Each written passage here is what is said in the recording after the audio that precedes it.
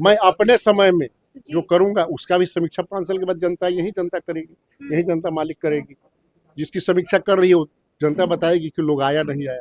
मेरी समीक्षा अगले 5 वर्ष में आ पाई है इसी जगह पर, और इन्हीं लोगों से पूछकर आप कर सकते हैं, पुनः करिए। यहाँ विधायक कोई हो, सांसद कोई हो, मंत्री कोई हो, मुख्यमंत्री कोई हो, प्रधानमंत्री कहीं कोई हो, लेकिन गोविंदगंज का प्रधानमंत्री, मुख्यमंत्री और विधायक सांसद मैं ही। वो कर्ज है 2 लाख रुपया देंगे, उसका 10,000 रुपया उन्होंने वोट खरीदने के लिए कर्ज दिया है, जिसकी उगाही वो तुरंत 1 साल 2 साल के बाद करना शुरू करेंगे यदि लोग रिफंड नहीं करेंगे।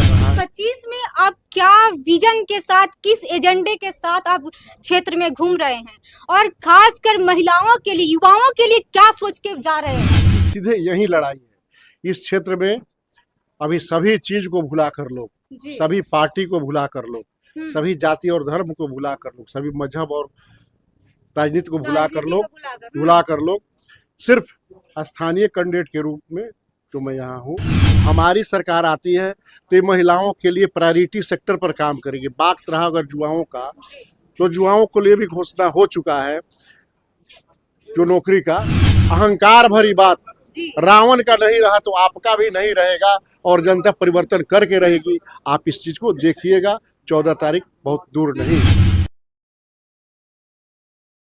देखिए, अभी बिहार चुनाव यात्रा के दौरान अभी गोविंदगंज विधानसभा में मौजूद है और यहाँ पे कांटे की टक्कर है। और अभी हमारे साथ खास मेहमान बातचीत करने के लिए कांग्रेस के प्रत्याशी अभी गप्पू राय जी है और उर्फ शशि भूषण राय जी है। इनसे बात करेंगे और जानेंगे कि धरातल पे कितना काम हुआ है, जो विधायक थे वो कितना काम किए हैं, जनता के बीच में कितना गए हैं, तमाम बातें जानेंगे और राजनीति के बाद जानेंगे। सबसे पहले आपका बहुत बहुत स्वागत है।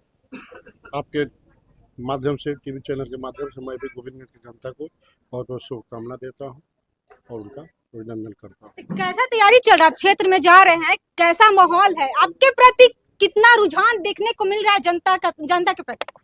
आप तो घूम रहे होंगे क्षेत्र में जी, आपको दिख रहा होगा इस बार गोविंदगंज क्षेत्र अपने स्थानीय कैंडिडेट के लिए जी, मतलब कि गोविंदगंज का लड़का भी यहाँ विधायक होगा, या यूपी का लड़का, गोरखपुर का लड़का यहाँ विधायक होगा। इसकी सीधे यही लड़ाई है। इस क्षेत्र में अभी सभी चीज को भुला कर लोग, सभी पार्टी को भुला कर लोग, सभी जाति और धर्म को भुला कर लोग, सभी मजहब और राजनीति को भुला कर लोग सिर्फ स्थानीय कैंडिडेट के रूप में जो मैं यहाँ हूँ, एक तरफा आप इस चीज का आकलन कर सकिएगा।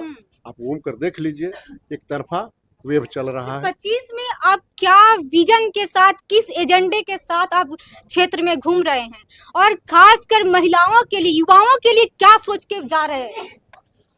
महिलाओं के लिए हमारी सरकार अगर ये बनती है, यशस्वी जी के नेतृत्व में यदि सरकार बनती है यहाँ, तो पहले से हम लोग घोषणा कर चुके हैं 2500 रुपया प्रत्येक महिलाओं के खाता में जाएगा। और जो विधवा पेंशन, ये बुजुर्ग वाले जो पेंशन, हाँ विधवा पेंशन, वैसा बुजुर्ग पेंशन जो है, इन पेंशन का हम लोगों के द्वारा जो 1500 रुपया पहले से घोषणा किया गया था, तो नीतीश जी के द्वारा आनंद फानन में 1100 रुपया दिए हैं। 10,000 खाते में भी, प्रत्येक महिला के खाते में, जीविका दीदी के खाते में। सुनिए ना, जीविका दीदी खाते में उन्होंने 10,000 रुपया दिया। किस तरह से दिया है? लोन दिया है, कर्ज दिया है।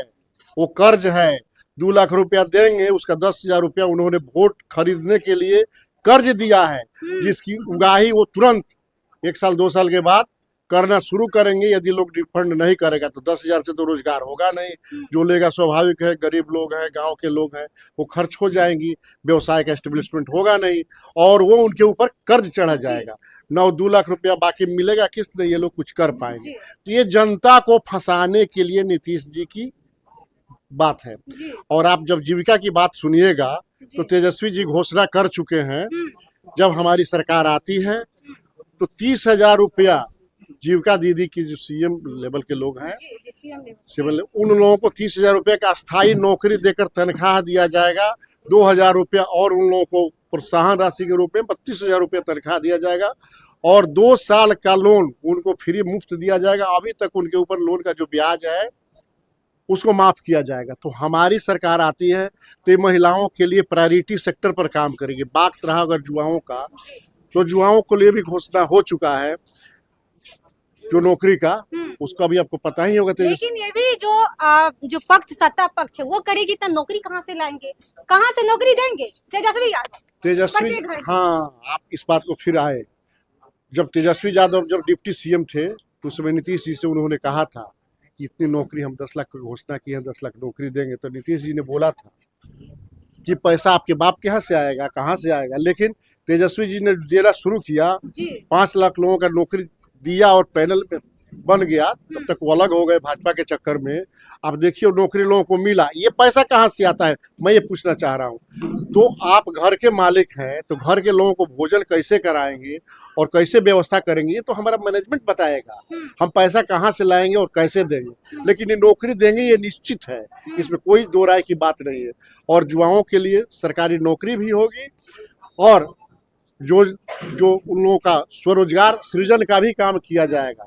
छोटे छोटे कुटीर उद्योग, लघु उद्योग, और उन लोगों को प्रोत्साहन देकर हम लोग यहाँ पर जब तक फैक्ट्री इंडस्ट्री नहीं। शशिभूषण जी, गोविंदगंज में जातीय समीकरण कितना फैक्टर करे?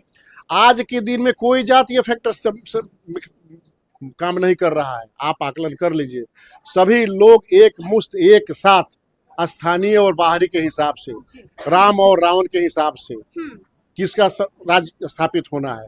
आप 2 दिन पहले देखिएगा एक चैनल पर, कल ही शायद कल ही की बात, कल मैंने देखा, हमारे यहाँ के पूर्व विधायक 2000 में रह चुके थे राजन तिवारी जी, जो उन्होंने स्टेटमेंट दिया है कि यहाँ विधायक कोई हो, सांसद कोई हो, मंत्री कोई हो, मुख्यमंत्री कोई हो, प्रधानमंत्री कहीं कोई हो, लेकिन गोविंदगंज का प्रधानमंत्री, मुख्यमंत्री और विधायक सांसद मैं ही हूँ। तो मैं ये बताना चाह रहा हूँ, अहंकार भरी बात रावण का नहीं रहा तो आपका भी नहीं रहेगा, और जनता परिवर्तन करके रहेगी।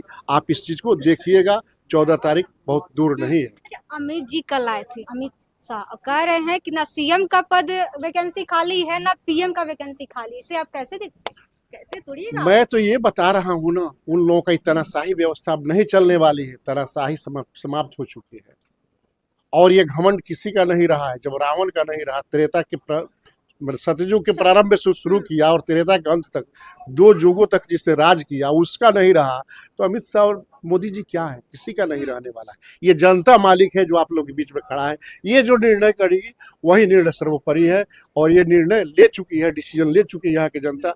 आप यहाँ इन लोगों से पूछ सकते हैं। शशि जी, जनता का मानना है और जनता का कहना है कि जब चुनाव आता है तो नेता लोगों का याद आता है, दरवाजे पे आते हैं।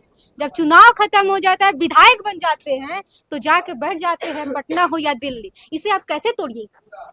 ये तो जो बैठा हो वो बताएगा। मैं तो नया हूँ, मैं अपने बारे में तो नहीं बता सकता। पिछले वाले आए नहीं आए, ये तो जनता बताएगी। मैं अपने समय में जो करूंगा उसका भी समीक्षा 5 साल के बाद यही जनता करेगी, यही जनता मालिक करेगी।